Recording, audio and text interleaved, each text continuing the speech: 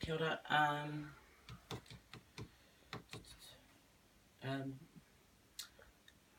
This is the name of the paper. Te ira tangata. This is the name of the paper, Te ira tangata. And my kaupapa is Anga. When I went into my centre, my whāinga was,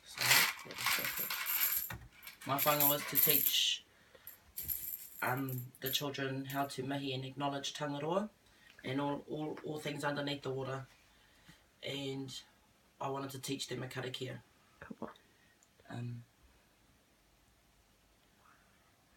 I huied with the head teacher in the room, in the tuakana room, and I got information on each individual child and their background in their whānau. Great.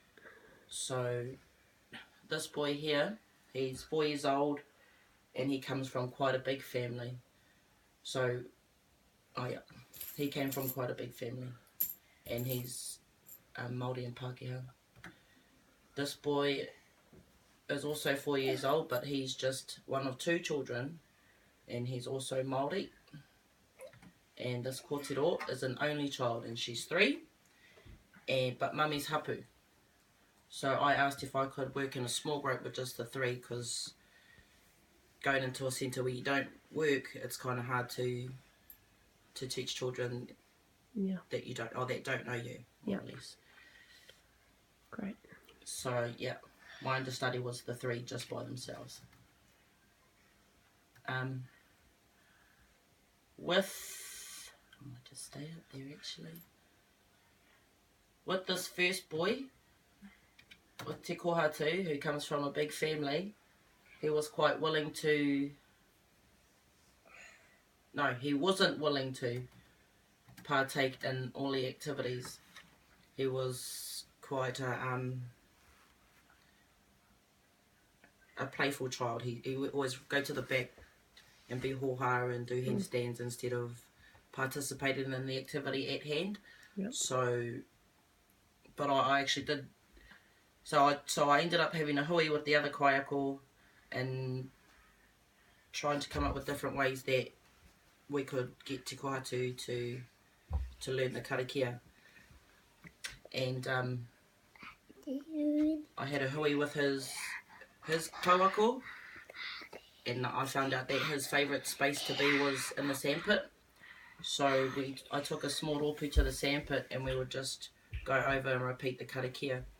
And by week 3, as Te Kohatu would walk to the papatakaro, to the sandpit, I could hear him saying the karakia. So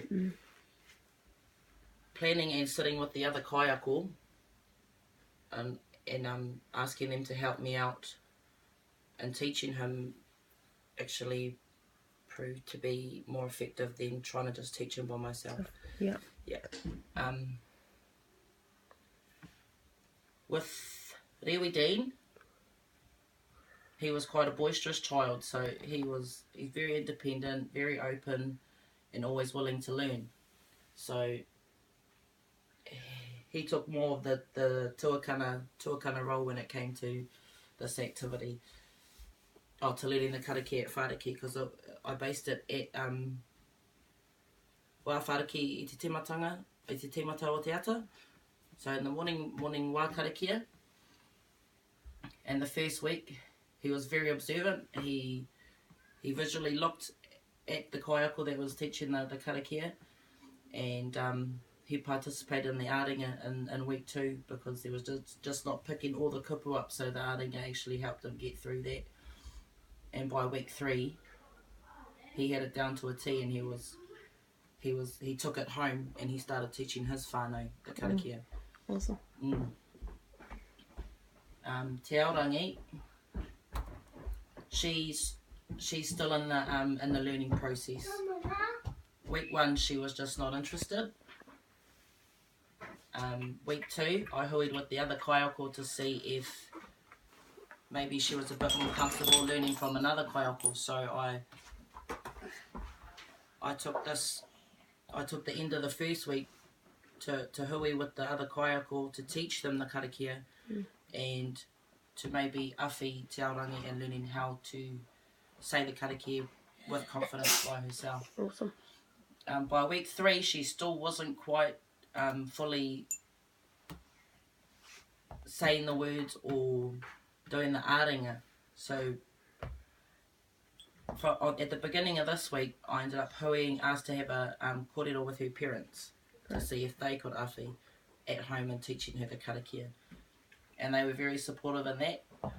But by the end of that week, Te Arangi she had most of it, but she still didn't quite have it all. Yeah.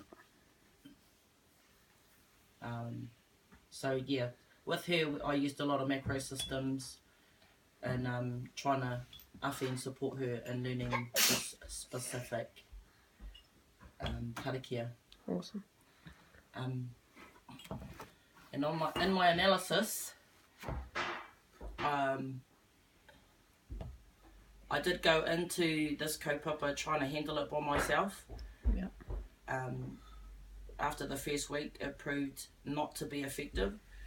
So I approached it in a different angle, and I asked the staff to hui with me. I also wrote up a planner so they could understand what my teaching was and why I was teaching the children the karakia, i te ao Māori. So I got the teachers to understand why I was doing what I was doing. Right. I gave them a planner, I gave them the words, and I also gave them a picture of the aringa that I was teaching the kids to, pick up maybe it helped them pick up the words better. And it actually proved to be more effective in the socio-cultural method. Awesome. Than trying to do it in isolation. Yeah, trying to do it by myself. And like Vygotsky's theory says, stress the fundamental roles of a social interaction and development of cognition, as he believes strongly that community plays a central role in the process of making meaning. Vygotsky has developed a socio-cultural approach to cognitive development. Awesome. Great. So you support Vygotsky's theory that it does take more than one person to be able to reiterate certain knowledge? I certainly do, because I believe it takes a hapu to raise a child. Awesome. Yeah. So Vygotsky supports that Māori method of thinking as well. Okay. And you also referenced extending the macro system relationships within the microsystem. So Bronfenbrenner complements Vygotsky's theories really well as well. Yeah. In terms of environment shaping the right. development of learning. I like to take things from each theorist and put them into my mahi to help to support my work. So you feel like it's helped extend your teaching practice by definitely by being exposed to these theorists? Yeah. That's great. So awesome. Your understanding of how theory is used in practice, especially around your own teaching practice. Yeah. Do you feel like that has increased, or do you feel like you still need to do some research to gain better understanding? I think it's increased, but I think I'm still going to keep challenging myself and learning more from. Learn more about it. Yeah. Okay, that's awesome. Ka pai. Any other kōrero? No. Ka pai. Ngā mihi nui te whā. Kia ora.